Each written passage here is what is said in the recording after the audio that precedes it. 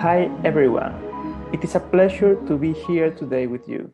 My name is Tomé Lourido and I coordinate the impact evaluation of nature-based solutions in the Connecting Nature project.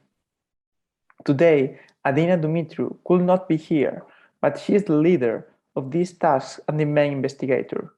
During the next 6 minutes, I'm going to tell you at a glance how we measure the impact of nature-based solutions on our project and how this process can be applied in any city in the world.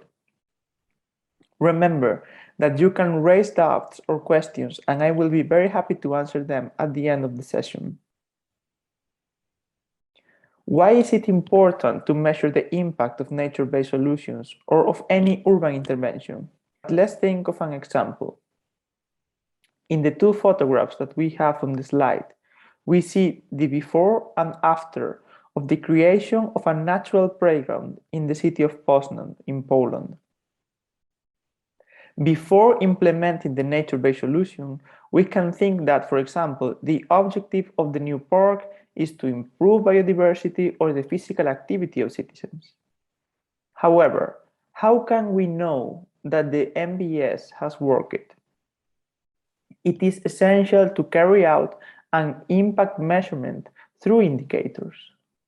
In the Connecting Nature project, we have created a series of steps so that any city can carry out this impact evaluation and select its sets of indicators in a simple way. In order to measure the impact of nature-based solutions and know if we have achieved our initial objectives, we have designed 5 sequential steps. The first step involved identifying the connections between the objectives that cities had, the concrete actions of the nature-based solutions, and the results they hope to attain. For example, how by setting the goal of reducing temperature, providing shady areas, the city identified that the actions of planting a specific type of trees and the expected results will be a reduction in the air temperature. The next step involved relating these expected outcomes identified by the cities with scientific indicators that would allow their measurement. Each city has to choose its set of indicators related to the impact they intend to achieve. The third step includes planning how data will be obtained for each of the selected indicators. These data may already be available in the city as a baseline, such as meteorological stations, or may require new data collections. The fourth step is the implementation of this data collection plan and ensuring that all the selected indicators have adequate data at the scale level and are collected before and after the implementation of the nature-based solution. The final step is to integrate the evidence obtained through the indicators in the policy process. In this way, decisions can be made based on the scientific evidence collected. Gillian's DIC presentation of the Glasgow City dashboard is an extraordinary example of this. Through the QR code that appears on this slide, you can access a guidebook of Connecting Nature project, where these steps are explained in greater depth and using various examples. It is important that all these steps are carried out in a co-productive way with several partners, local teams in cities, universities, companies, to achieve the best collaboration and the design of a plan adapted to the needs of each city. Within the Connecting Nature project, the development of a list of indicators to help cities measure the outcome led to an extensive scientific review of nature-based solutions impacts, health, social, environmental, and economic. Subsequently, and through a co-creation process with cities, the indicators were classified between core, essential, and future additional. Many of these connecting nature indicators were included in a European handbook. Through the QR code in this slide, you can access this handbook, where you can consult hundreds of indicators to measure the impact of the nature-based solutions in 12 societal challenges. Each indicator will have a fact sheet or document with scientific descriptions and methodology recommendations for its measurement. This is an example of a fact sheet developed for one of the indicators with a scientific description, solid bibliographic references, and suggested tools for its measurement. This 5-step process to select indicators and measure the impact of nature-based solutions can be complicated for many cities, especially if they lack expertise related to evaluation processes. For this reason, within Connecting Nature, we have developed a free online tool called Co-Impact to facilitate and support decision-making on indicator selection. Co-Impact performs the steps that I previously mentioned in an easy way for the users. Using Co-Impact, users can advance step by step and end up obtaining an individualized NBS evaluation plan adapted to its objectives. Again, in the QR code, you can find the link to the tool. Thank you very much for your attention. On this slide are the contacts in case you want to ask us any question.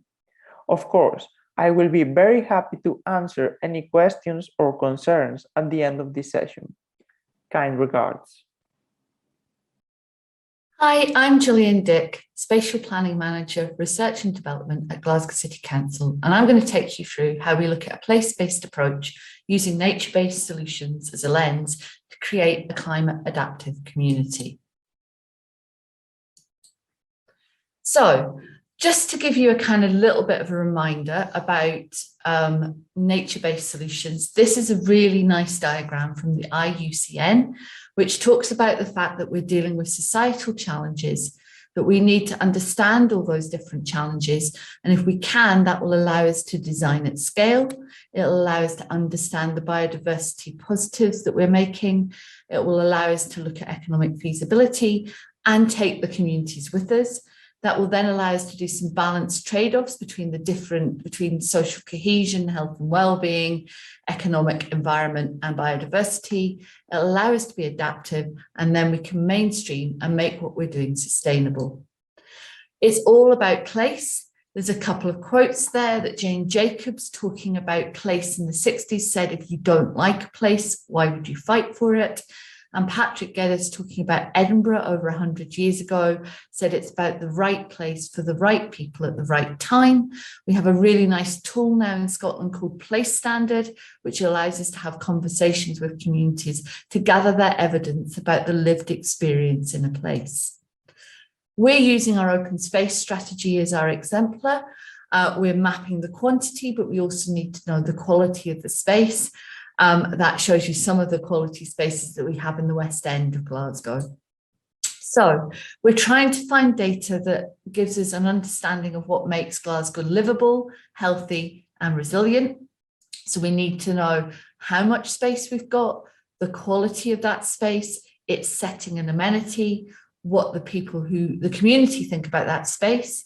We need to also look at not just the green, but the grey. So what's happening within our city centre, what we're doing with our footways, cycleways, and ultimately the roads, if we want to take the traffic away from them. How we use our spaces for play and education, how we use them for outdoor sport, how we use them for growing, walking and cycling, how we can use those spaces to improve air quality, reduce pollution, and manage heat. How we can manage flooding with those spaces, enhance the biodiversity, how we can use them to connect up habitats, and how we can use them as mitigation, adaptation against climate mitigation, climate adaptation. And ultimately, we need to remember not to forget about the blue space, because the biggest open space in Glasgow is actually the River Clyde. It's all about having that information about what outcomes we want those open spaces to deliver. That means, how do we reduce heart disease by having good quality open spaces, for instance? There's lots of challenges around that about the granularity and the confidentiality of that data, how often it's collected, who has it, and what format it's coming in. That means we need to collaborate. We've set up a dashboard, and this is a demonstration of that dashboard. We've used our open space map at the centre of that, and that shows the quantity, but we've also used and picked up the data around that on life expectancy, crime rate, alcohol, etc. It has a handy kind of intro to it that tells you where we've got the data and how we're going to use it. It will then allow you to put different layers onto our open space map, which is about to show you now in the demonstration. So we can layer on allotments, we can layer on habitats. We're about to layer on the green infrastructure cooling potential, and you'll see those layers now come in. So these are area where we can use the open space to help cool the area around the city. We can also switch the data that we're looking at. So at the minute you're looking at Darnley and Nitshill and Crookston, which are areas in the southwest of the city, but it is going to go up and pick up other areas. It's going to pick on, I think, Annie's Land from the demonstration that we're going to do. So it's about to go and do that now in the demonstration. It's going to click on that area and it's going to select a number of other areas. So I think it's going to click on Annie's Land, and you'll see the data change. So it allows you to kind of fine tune in and know what data is there, so you can then ask questions of that data. So it's just picked the city centre, and the city centre data is now going to come up, and you'll see that data changing. But that also allows us to kind of do different things about how we're going to ask the map. I'm now going to click through from that. So that evidence that we collate allows us to say, how do we want to provide a growing space? What do we want that space to provide if we're going to manage it for water? Do we want more surveillance? Do we want it to be a play area? What type of accessibility? So all of these questions that you can see, we can ask that data to give us evidence about what the targets is or how an area or open space is performing. Just to round off a few case studies. So this is a primary school called Crossfoot. This is the play area, but it also happens to be a sustainable urban drainage. So it floods when it rains. The kids don't need to know that, but actually they use that as an educational learning point, that they know this is a flood alleviation scheme.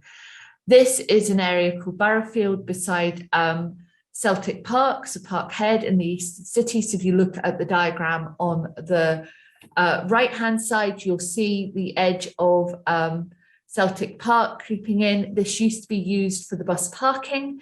It's now been turned into community park because there is now better transport links, and that bus parking doesn't need to happen. That bus parking used to blight this area because it was only used once a fortnight. This is a new community park called Halfway at Cardonald in the southwest of the city.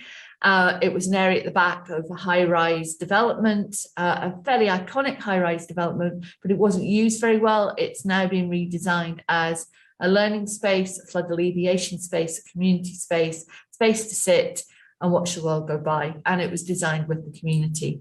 We're also looking at how we can do food growing or food forests within parks. So this is Alexandra Park in the northeast of the city. And it now has a community orchard where the community are growing apple trees and other types of trees which they can harvest. This is an example of an UrbanNature, the Seven Lochs, which is a wetland park in the northeast of the city. It's cross-boundary, but some of the spaces were again co-designed with the community. It also has some historic environments within it. And finally, we're looking at the getting energy out of the park. So the heat pump idea that is taking energy out of the Clyde and looking at how we can use those spaces in a different way. So hopefully that's given you a flavour of what we're doing with the evidence and the data. If you'd like more information, then here are the contact details. Thank you.